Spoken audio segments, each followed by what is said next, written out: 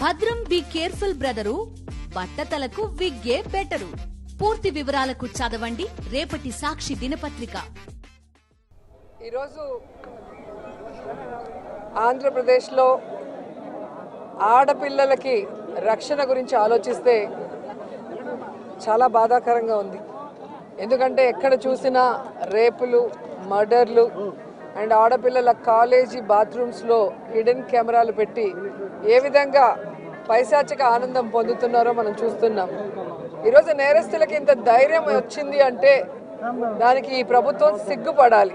అలాగే నిన్న పేపర్లో చూశాను, గుడ్లవల్లేరు కాలేజీలో బాత్రూమ్స్లో హిడెన్ కెమెరాలు పెట్టారని పిల్లలు వచ్చి ఆడపిల్లలు చెప్తే అసలు అక్కడ ఏం జరగలేదని ఎస్పీ గారు చెప్పడం చాలా దురదృష్టకరం.